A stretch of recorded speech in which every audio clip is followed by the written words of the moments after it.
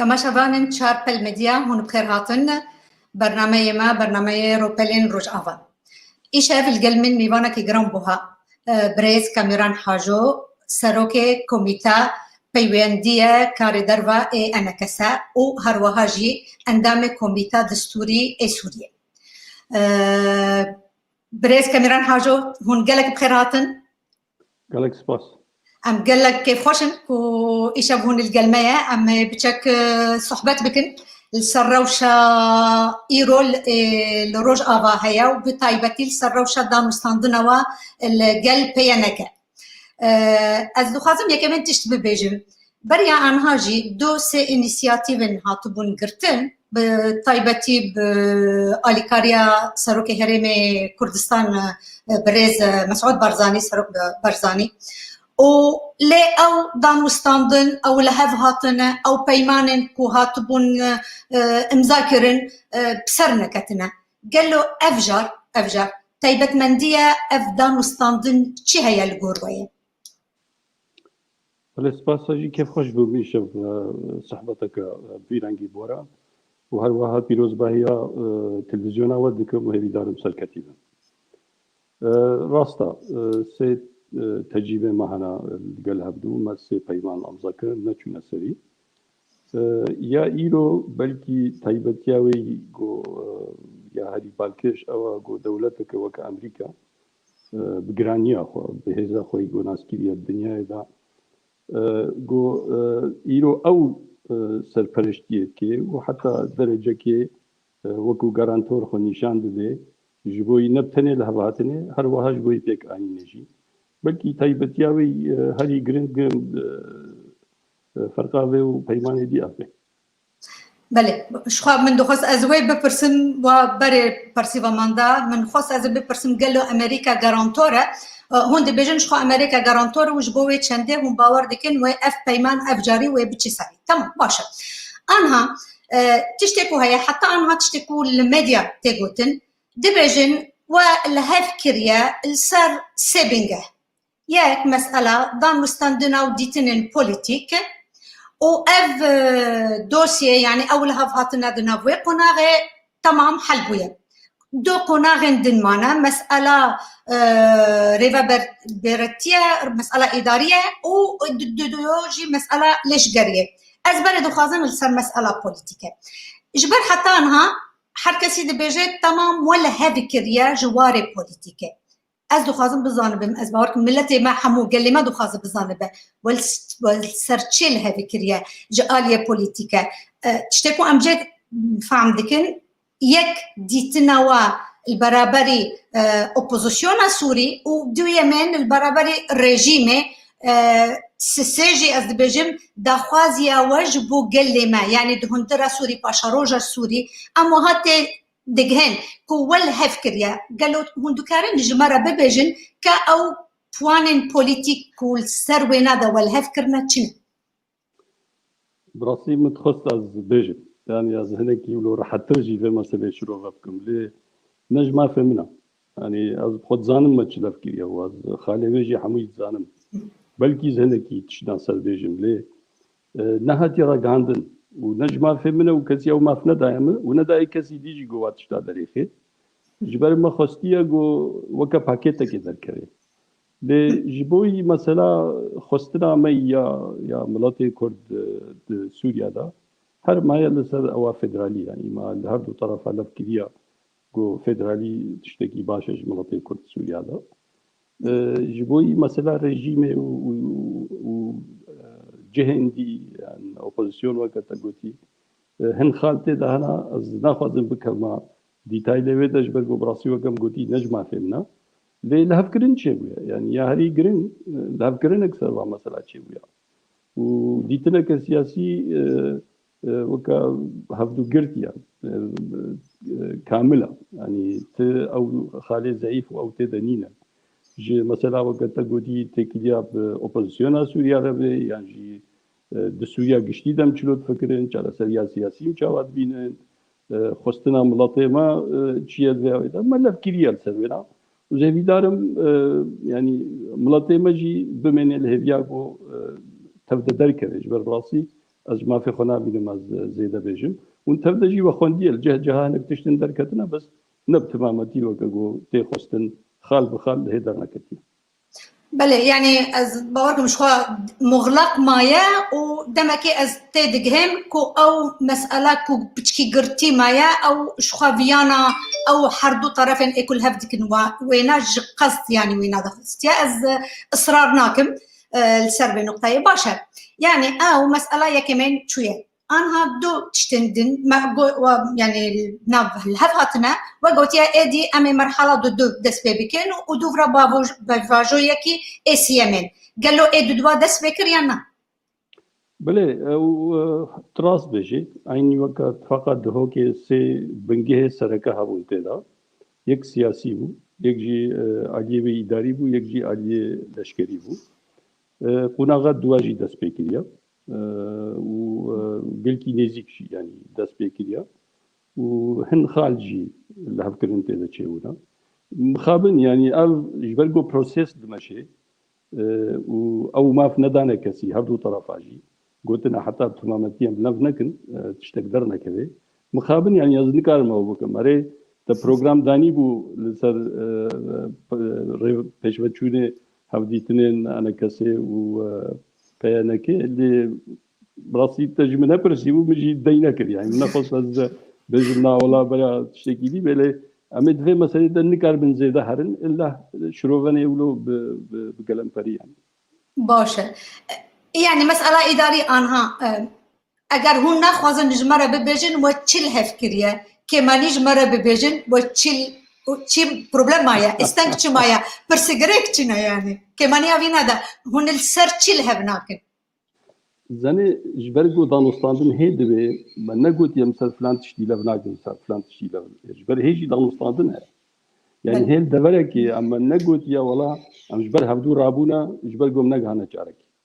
برواجي ونا قلتي نزيك رونشنك شيبو لسر خالك يبو لفكرن أري دريج كر دانوستاندن سر شيبو أخافتن شيبو لتالي لفكرن أو لفكرن هجرنا چارچوا قشتي دبي و یک جه قلص به وری گوتن یاد دوا بلکی د پروسیسا و دانوستاندنه دا برنگه کی نگاتیو تاثیر که و از نخوازد کنه باشا خويايا او سروكي انا كسبريز سعود ملا دوج تا زيدتر قوتيا يعني مثلا انا بو زمان قوتيا بروبلم ما سي بروبلم انها معنا دمكو جورناليست برابي بين روجنا مافان قلت شخوا بروبلم در نكتيا مسألة بيشمرقا روج شخوا ام نجهان بينادا كو ام بحث بكن انها بروبلمكي ما هنا مسألة او بروغرامن پروردية ادبستانه يعني مناهج تعليمي دويمين مسألة بردانا قرتنين اكو ايمه انا كساو مخالفن اكو الجم ريفابريا خواسر باشا اما بين سر مسألة از بيجم برنامجين پرورده الدبستاني السر بنا در رخنا واتشيه السر برنامجي وانا تمدكشيني اوي يعني نا يكجي اساس سروك يعني جمانه ما في ويا تشي بيجي بس يمن نجم ما في الناس او يقول بيجي راسل او خالي جو اميل سر اخذ لي حتى انا جبرجو ام هي نغان السر اخذ نت نكري بيجي ايدي ناكوكيا دويغو كنجي مال هبدو نكر ام بيجن والله مال فيدر لمنك راسل السر بس لا خندني ام دبينن او منهجي جو هي نا اوني گوتي ناخذ سر مثلا لشکریا نجار دیتنا کمی دی هیا لسر مثلا کادروین جدربی سوریا دیتنا کمی دی هیا گلک تشتنا دیتنا می دی هنا بس جبرگو پروسیس دانوستاندن سر هیا هی طرفی دی نگوت یا والله قبول ناکن تشتیون بیجن مجینا يعني دبرك وقتی تو دانوستاندن هیکی صدی صد وینا وکم بیتمامتی ونا کطرفی دی بیتمامتی دبرك میکنه هف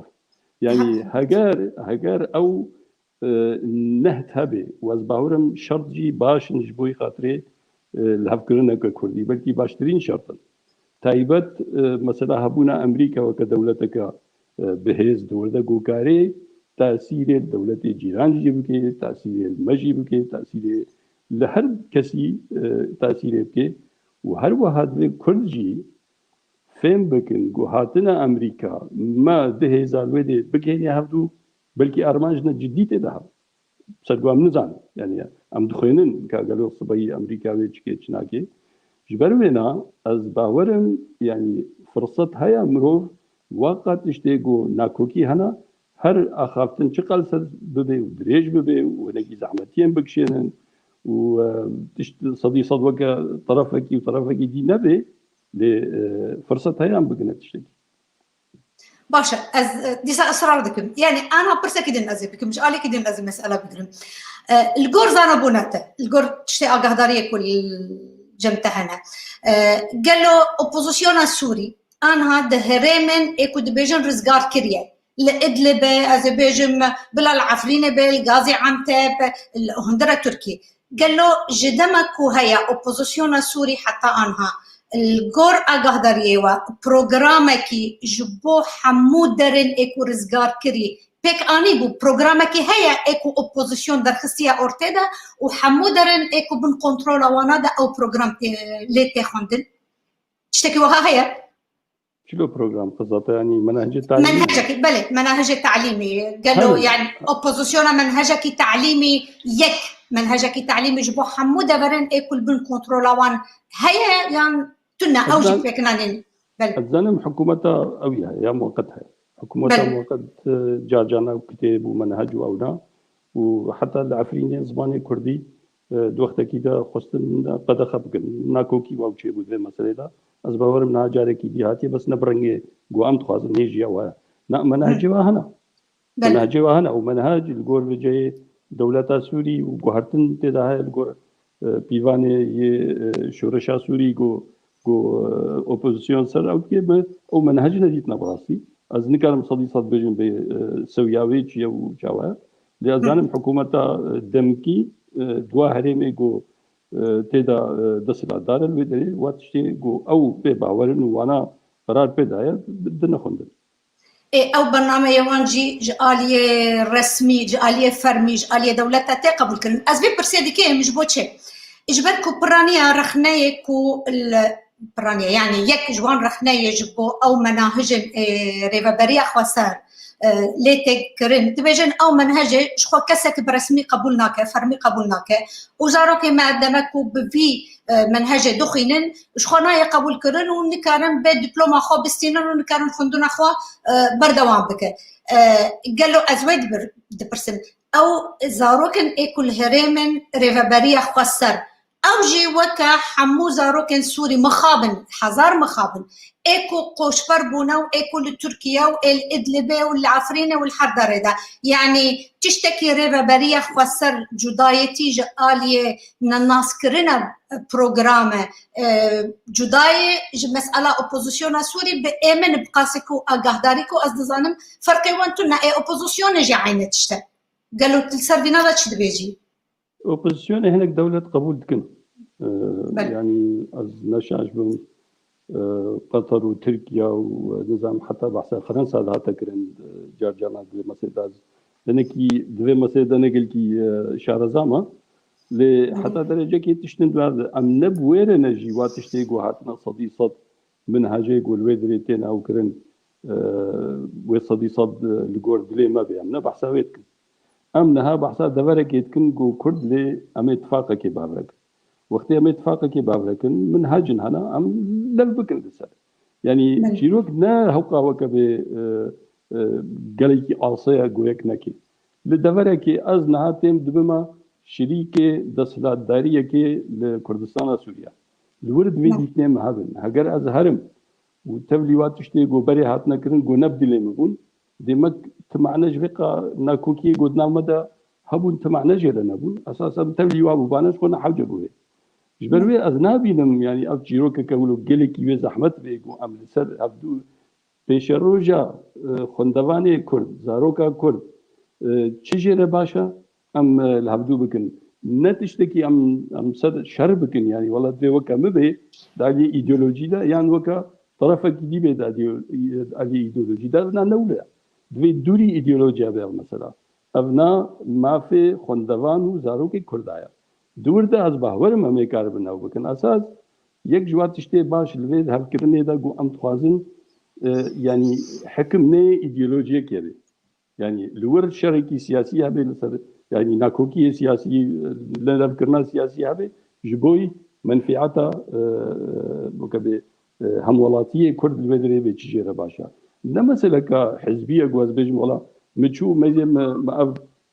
منهاج جوهرتن بهتر وكا انجمن لا تعلق بجنينا شو باشا مراتي كل وحتى هاجر مروف قالكي بروفيشنال بمساله بشاري كسك هيا يعني جبه مسألة فهمتكي مسألة منهجية تعليمي نشغلك إنسان كي حزبين وري بلازم أولو بين أولو بين مثلا إنسان بسبورن إنسان بخندنا طلبة وانا تجيرة باشا بيرنجي بيا بله از پرسه داوید السروی قناغی از بکم يعني او ريبريا خسار دبجن دبدمكو ام هاتن ودبستان ما هبو القلم يعني الهمبره مدى دوري هبو يان ما بردوام بكره منهاج اسد رجيمه من الهندره دبستاني بهشتا يان جي دفيان ما اوينا دا درخ استباو من ديلا وينا دا تشتكي الجور بيرو باوريا خوا بزمان كردي تشتكي بيش يعني بيشكتيه مسألة ايكولوجي دي باريزه مسألة جينيالوجي دي باريزه مسألة جنادا فلان ما هالبجارتيه تشتكي البيش جي ريجيم قالك باشتره اگر ما ولو نكراوي ادن دي صرخنا ما بكرنا وبقولنا ها فاي برنامج ريجيم دبستان خد درخوندن جبولو ام بيت نتشاربون كو ام في برنامج خبك الهمبره بينا تشد بجه يعني ريجيم يعني ايوان بقى اشد ها تجربه كرن بخازن نخاز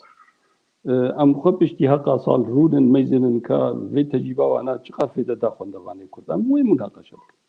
ام نبجن ولا يعني هل بجارتنك بجابو تشتك هل بجارتن او بون الويدري دسلات بون وانا اوكر نغمه يعني امنا ما كارن او فقرين مخابن جرك برنجكي بهتر بروفيشنالات وانا جاري كي ديد بجن يكجي مثلا زماني عربي يعني او خندواني كرد صبايان بجن سوريا كيك ويتشي وينها بتني الكردستان سوريا و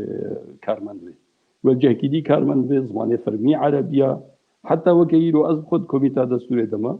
ام دكنو ناكن شاوا زماني كردي بزماني ددوا فرمي أستا سوريا قبول ناكن دبيجن دهرمي كردي دا بتني أوجي زماني عربي أساسا زماني كردي جي زماني كي فرمية دبرات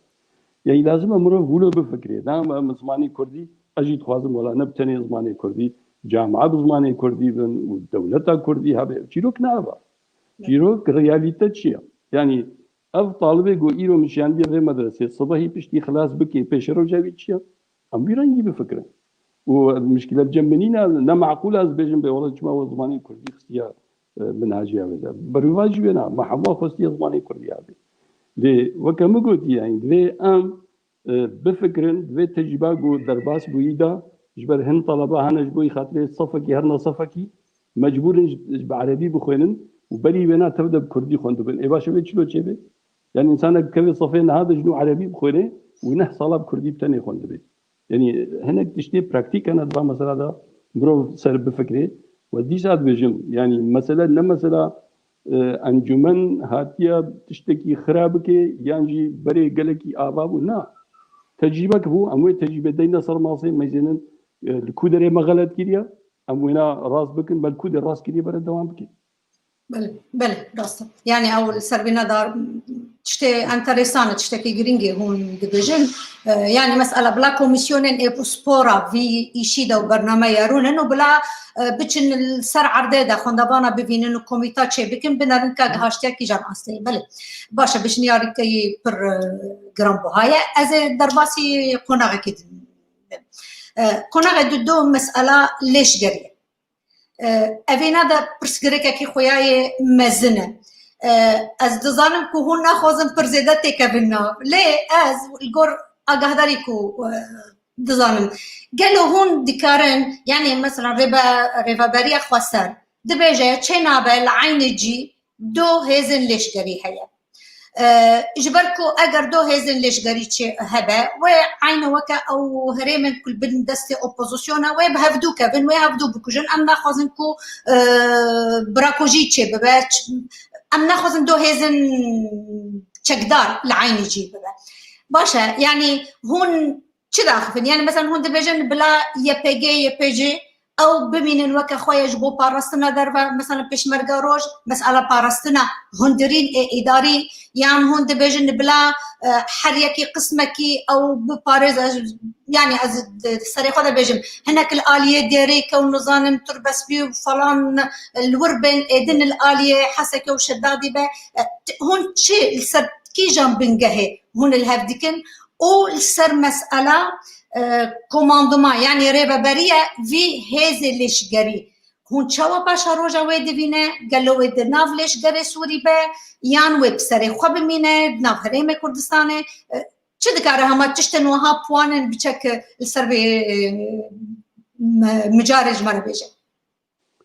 اوجي يك جوات تشتي يعني هناك زحمه براسي مثلا على شويه از ما كاسي نقول يا برد هذه الهمبر الحربن يعني تشي قبلونينا جي صدي صد و سلوكاتي كوي حربش هذه رنگي وجا لكوبن وچاوابن وظيفه وابن ابنا بلكي غريدا كسي باسبورن دويشولي يعني نا وكما صباحي كسي عسكريه فهم لكن ويرنگي يا دي يا جماعه هناكي جرين براسي ام نپیرنا گو هزي كردي جدر في هرمي كردي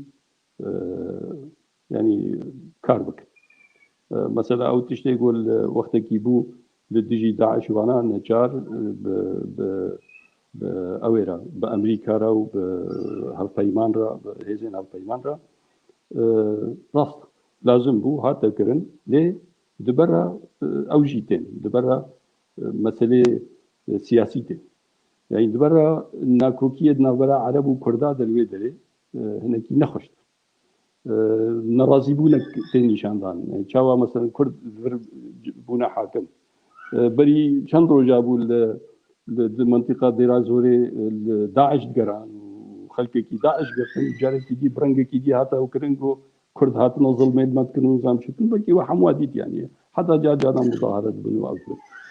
ام بيرنا افضل سلاطة ما يقول به دهريمي كردي دبن ام زيدا نشنا دوري او دوري دي وقت امريكا دخوازه دوی ميكانيزم اجرا پیدا به چاوا بتني وظيفنا لشكري بكي بيجو به وك ريفرنس کا نه سياسي نه عسكري جاري مديره قلق خرابه واساسا ناكوكيه دنا بكاتيه سوريا دا وك كرد وعرب وغيري وا اساس هنا ام بخوازه نخوازه برنگه کی دیت تفسیر کرن ام و سر و باورينا وطن وسطنا جيتكن بحوالي بيانا وادا جو ام براسيل هرمي كردي تسلات داريه بكن نجنا دروي هرمي كردي وام صدي صد بيرنا جو سلوكاتي كهفش هبجوا هزي ديرا پێشمەرگە بێنە مافەکی وای گەلکی نۆرمالە وەگەرنە وڵاتی خۆ وڵاتی خۆ وەکە بێ وەزیفەدار ببن و دژی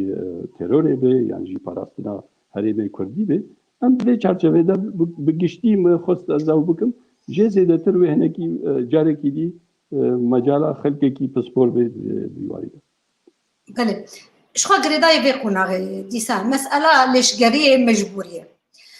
حتى انها السربينا ده جالك بروبلم دركتيه ريفابريا خسار دبيجن باشا حتى انها خورتن ما دچون ليشغريا ريجيم ذكرت بر 3 سال ذكرت هادو سال ونيفا والحاصل حتى انها دچون للبر ريجيم خدمت ذكرن كس دنج خونا ذكر ايرو كو داعش هاتيه ريشه ما كريا او دخازن ولاتما روج افايما طالام بك خورتما دبيجن دويكو ام نتشن عسكريه لشجريه مجبوريه يعني مجبوريه باشا وكي ولات بباريزه قالوا ابناء اركك جيل سرملي حمو خورتن ما وكتشن ايكو بدلي خوا دتشن كو عرضه ولات خوا روج افاي خوا بباريزه هم برادين راتش دبيجه زاني از نپیرا ماگو یک خوا بپیوه برژیمه يعني مادام رژیمه ولو درایزه ولو ابنا یک جه غلط یاد دوا وقتی گو خلقك دبرنا لشکریه ایدی دبن آله كده دبن ایدئولوژیا كده دهاتا پرورده کرن او بو یاگو هشت گو گلک خورتی ما یگو بسر مبابون بسر انجمن بابون والا بو yani خلکه ما یه خورتی نزیکی ما نچار بون بازدن جبرگو نتخستن هرن بن سها آلکی دیان ایدئولوژی که yani سر خواهو بکن یانا خو اگر ام لف بکن هنگی لشکر بمینه دروی سیاستی yani وکه حمو ولات مدنی دروی سیاستی لشکر بمینه بی قالبکی ایدئولوژی بصره ممکن ام لف بکن گو عسکریان نچار هبه عسكريان نچار بكي صالة كان بكنا سي هاي وان بكنا 2 صال يعني ابنا ياغو ام لدجبون جو تخلقك دبر وتا ايديولوجيا كي پرورده دكر وتا ابا ياغو امكن ودي ساد بجم غلط هيك خو بيفي بريجيم يادي ت ام دبجن ام هاتنا لدجي ريجيمك ديكتاتور ام هاتنا ديمقراطيه بين ولاتي خوا اي باشا وقت الديمقراطيه تجي ديكتاتور تبجي والله رجيم يولد كريزي وك رجيمك يعني از تشتكوا فهمتكم انا دوتشت هنا هون الهمبر جبركو اف ليش جري دبن ايديولوجيكي او نليش جري وكامي بيجن بروفيسيونيل اكو نجري داي بارتيين بوليتيكي بسر بخيا جبوكو باراستنا ولاتا جبوبنا هون الهمبر دردكبن نجبركو اما بيجن شي انا الاوروبا اف قناع قالك تب اخفتن از بخاجي بلكي بصدان از بيجن موكله من كردن باكور هاتنا فرنسا التجا كنا نجبركو ناخذن عسكريه بكن اف كسن كود بيجن وجداني رد يعني او كسن باسيفيستا اكو بيجن ام لدجي سيستم لجريه بزوري ام ناخذن سلاح راجن دستخوانا تدريب سلاح ونظام عسكري ببينن يعني او دخازن كوليش جري تاني بمينا بآلية بروفيسيونيل ايكو دخازة دلوي هيا دخازة ببا عسكركي وكد بيجي متطوع بلا بتشا او ايكونا متطوع يعني مجبورية تنبا ازديسة دوبارا ديكم هون دخازن سيستمكي وكا اي اوروبا ولاتن بيج دا تشويا مسألة اشيتيه هيا كس مجبور نينا كوهر السلاح راجع يانجي بلا او لشجريكي السوري تشي ببان نقرية داي بارتيكي وايديولوجيكي بروفيسيونيل ده هاجي وقت الفكر ما جي داخواز مثلا كسي مجبوري عسكرية بكم يعني لشكرية بس نشتيقو هيا ولاتي ما تبن نوا كده تبن قفا كده يعني امنا نرحتن يعني نولو وامنا السويد امنا فرنسا امنا دبر كدينا قوم بجن نقبر خلقك بخوازي نخوازي از بجن دسهلاتك صبحينا إلو أمي لفك قوم لفكر وريفرنسك هذا يعني جي خلقك هذا إدارة هرمي مكي أو خلق رونن دانوستاني السبب بكن كيجان باشا يعني إيرو وقتي جو قف هبل سر هرمي ما شقة خرد بي والقاسي بلكي أمنا جاربن بهتر عسكرات شكن شقة قف كيم بيت هنجي كيمتر تتفكري قلت مثلا لشكري داو بي اف مثلا بوقت بقريدا ياش حموي جرينكتر دوی مسئله دا گو لشکر نه گریدای ایدئولوژیک بی و لشکر دبن سها سیاست دا بی نه لشکر بسری خواه وکا ولات عربای قومتی تیا زوتل سوريا رابونا عسكر هرتش انقلاب وسروك وهرتش دستي وادمو دوی لشکر دروی او سیاسی بی و دوی لشکر جبوی پاراستنا هری بی وچته خستن جبوی خاطری وینا اساسي لفكرني دا ودوري ايديولوجيا تمشكلنين الجماعه شرنجي ام لفدك نم كان ماشي اذا بنقنا كيدن مساله قرتين اكل جم قرتين انا كسا اكل جم ريفابريا خوسا حتى انها ام نظام ك همن هجماري وان تشندن ابيك برصدو يمن قال له هيا ريفابريا سر تشد بيجن تشتكو ام اقعداري دبيسن دبيجن الجمتنا هون في نظر شوا شيرو بدك نا او دنا مو وهذا دا شويه قناغه كباش يعني او مناقشه سرديه ونحف جهه من التلفزيون بيجن سوز دانا الطيبه مثلا هذا حتى تالي ودركله يعني او كسي ونضاهنا كسي امنزان يعني الكودنا هاتنا الرواندن لیستەک هەیە تەسلیمی وا بووە واژی گوتیە 100% من پەیوێ مەسەلەی من باش دبینن ئەم لورە بهێنن بۆ ئەو پەیچوون هەبێ نەممکنە مەسەلەن لە هەفکردنە بنابەر دوو تەرەفەدا بێت وەختێکی دەسەلات بوون و لێ دەرێ خەلکە گوڵدا بووە خەلکی ینی خەلکی وا کەسێ وڵدا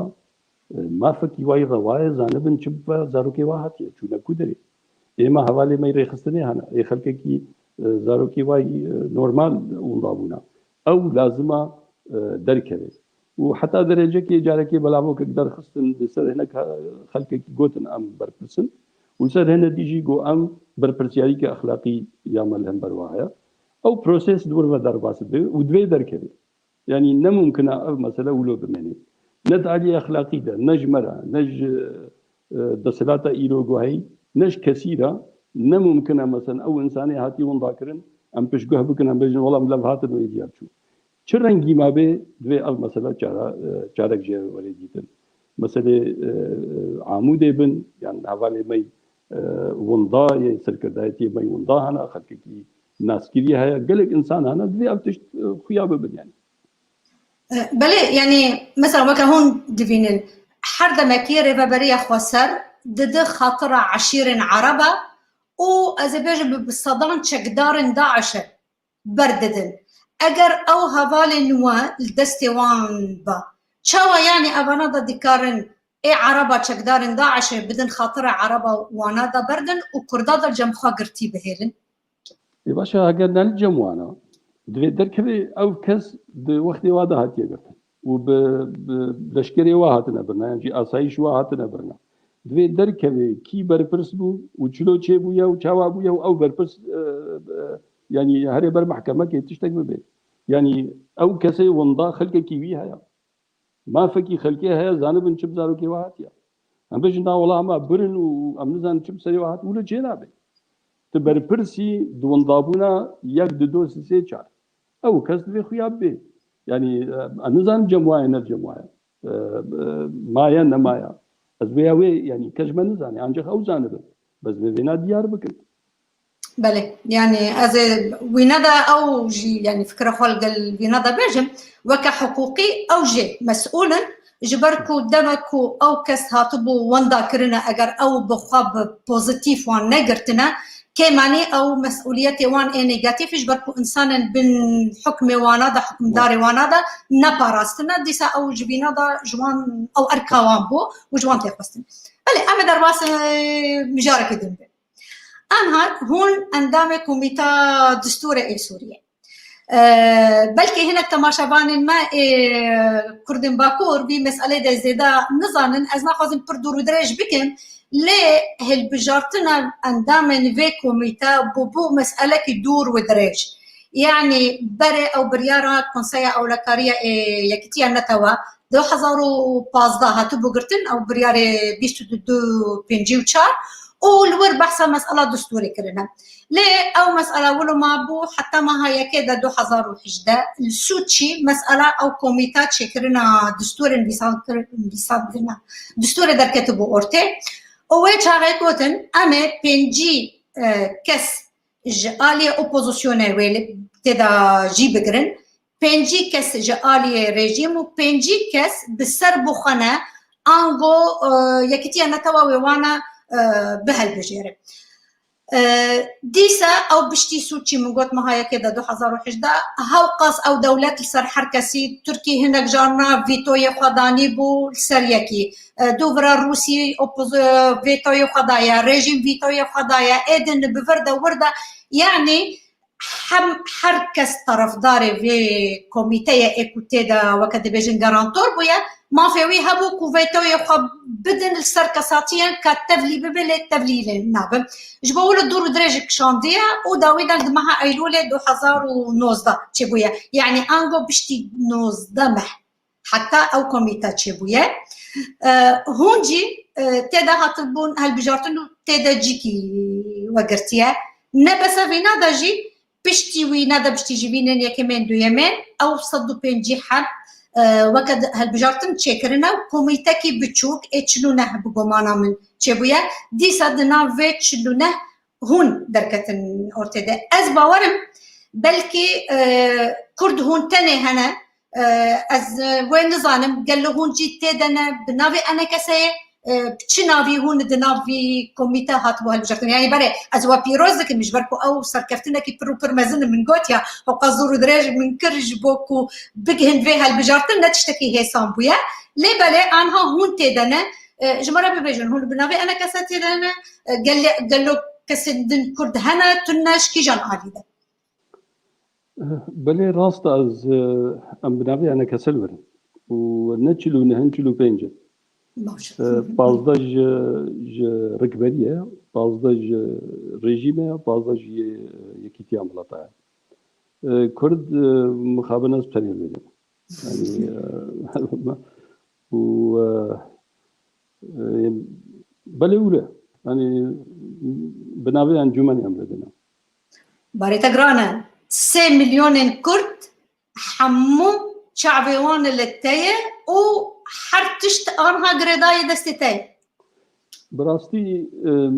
ez newlo yani karê me jî newlo ye. Yek jê komîtê diyarîkar hene. Yani ji xwe nemumkin e. Esasen di komîta destûrê de qanûniyê weke lazim in. Lê ew çi dibêje de berevaniya siyasî li wê derê pêşî li hevkirineke siyasî mirov dike. Paşê mirov dike weka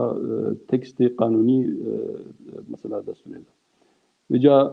naz tenê me yani komîtê alîkar bi mira hene yê encûmenê derveyî encûmenê û pêşerojê de bi rastî mehêvî ew e got hemû hêzê Kurdî mirov tewlî vê prosesê bike bi awayekî eger yek tenê bêjibûjî bes weke referans hergav yek li hevdû vegerê. Ji ber weke nate keremkî ev barekî gelkî giran e ne ez û ne xeywî min jî karê ji bin rabe. Eger weke bê erêkirineke siyasî ji hêzê siyasî û ji mileteyekî nebe yani tu nikarî herî referandum çekî her carekê tekstekê ew kê lê ji kêma ew hêzê siyasî got hanî îro di Kurdistana Sûriya de mirov karibe weke komîtekê ji waçekê bimênin got hergav yek li hevdû vegerê gelo ev baş e ne baş e da nebê sûcê hêzekî bi tenê yan kesekî bi tenê û bêguman çiqa xelkek dîtnêwa divê meselê de hebin divê sedî sed wê baştir bê wê karibe sîxetne baştir ji bo miletê Kurd bibîne. بله از فهم دكم يعني هلبت هون نبتننا وهناك كسن حقوق ناسن وفلان علي كاريا وبكي وشاور مندن وهبن لي هون جي دزانن مسألة بيصادلها دستور بريا حاجة تشتب قناعة من بريا كوب بكارك حقوقي خباتك حقوقي خباتك سياسية جبو تشي يعني بما او حقوق ناس اسخوزي دا نزمناكم جي وقت ترزينه ها تو جوان رقم ماشتينه تو دبجه تقمك ببي شكلي جر تشبكه او درجه يعني او ترزيفان لي بربرسياريه مزل ايويا هون جي مسؤول مسألة رنج سياسي كو هون بدن باشا يعني او تشتديتنا كو هون دبيجن ام باش تزاني يعني انا كسا بوزيشناوي و بوزيشناوا بخواجي هون انسانه كي خبات كار ولات باريز جدور ودريجو حكى سوى نازكا يعني ام فينا دقت جمال سر بينا تنا ام دزانن كو هون بحمو هوايي هون يحاول بدن مساله فيدراليزم بدن قبول كرن او كو مساله فيدراليزم جي دناف دستور سوري بتقبل كرين كدو قال الور هيا زماني كردي فرمين ببا هبونا قال لي كرد الور بدا بناسين يعني ام دزانن كو هونج بو فينادا حول بدن قالوا دناف او كسن دن شلو تشارن دن ايكو هنا كسن كوها بشقريا وديك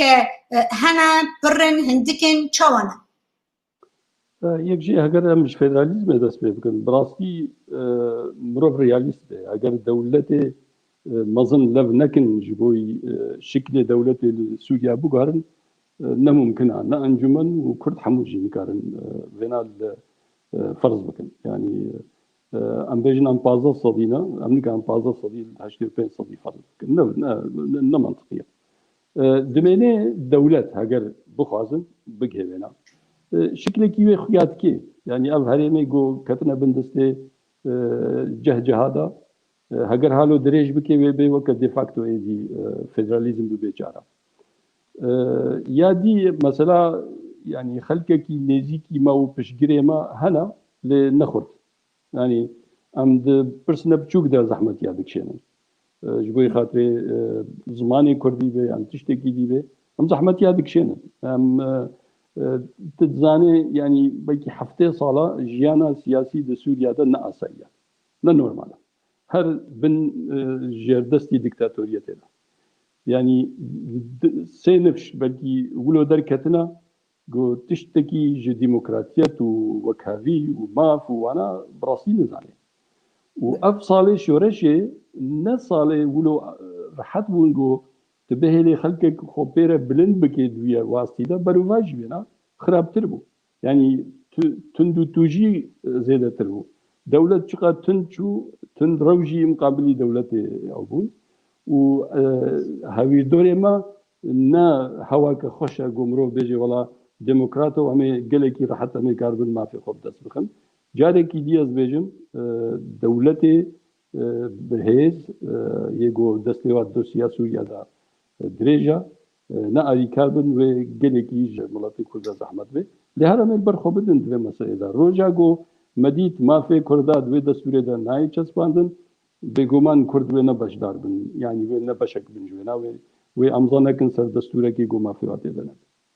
بله شخوا او من تینه پرسا داوی از جواب بکم او آنها الهف هاتنا اگر یک ریزا کردی چه ببه هم باور دکن یعنی او باندورا کی وی چه ببه سر مسئله او لجنه دستوری کمیته دستوره وقال له هون امريكا اي غارانتور وفرنسا وفلان ولاتن هر وها اكو كواليسيون انا بنتوي اكو بشغريا ودك هون جمان بو خازنكو نونرتيا كردادا اكو جبركو هون انها هون جاليه انا كسر لي ريبابريا خسر دنافي كوميتاتنا يعني تشتكي قلكي بالكش تشتكي دوري عقله هذا ان خرت السر عرديده وهو قاص حمو عردين بالكور وروجالات سوري كنترول دكي او دنا ندنا في مساله اگر انها يكريزا كردي تشببه هون حاول بدن كوميتاكي نو تشببه ونو نرتيه بنافي كردا بيكريزي كردادا او جيت تبليبه كوميتا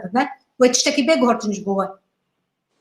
متباویام ده بهتر جارێکی دی ئیراداما ئیرادات دەولەتە تێدا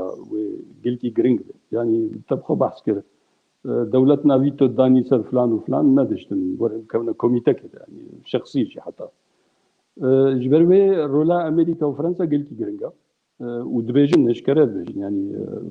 û salaya hewl din rastî ji bo anîna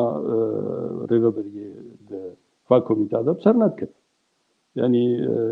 تركيا بتندي للجي نادر كذا وحتى امريكا وجي بلكي ناخذن تركيا بغي ديش بوي خاطري نها دفي بروسيسا نودا باش يعمل بكن استخمينكم جاكي ديا وهوداني ناو نتويد بها بن مسألة بيترج هيزا كرداغو كاربن فرض كن يعني فرض نكن كم ميزن اگر هفكرنك جيبو ميزن باشي تشاوا اف بروسيس تيجو هارتن ناي هارتن براسي از نظام انكم تشكي سلبش سركفتن جورا قالك سباس جبوا وقالك كيف خوش بهم بفي صحبتي بتشكي نروج نمافانيه بروفيسيونيله لي ازباورك صحبتك خوش بويا قالك سباس جارك دنت خوشي دك بمين سباس يا تجيكم سپاس تماشاوانن هجا از هیویدیکم دبکی نیز هفته یابه دیسا امی و بفیدن قصورا من عفو بکی ببهره منی کاربو پرساوا بگرتش برکو ایشاف آلیه تکنیکی بچک پروبلمی ما هیا لی از سوز ددم از پرساوا بفینم و امی حاول بدن بلکی ام پرسیوا و بدن دناف جمارا یان برنامه ما ایبه هر هون شاد و آرام دن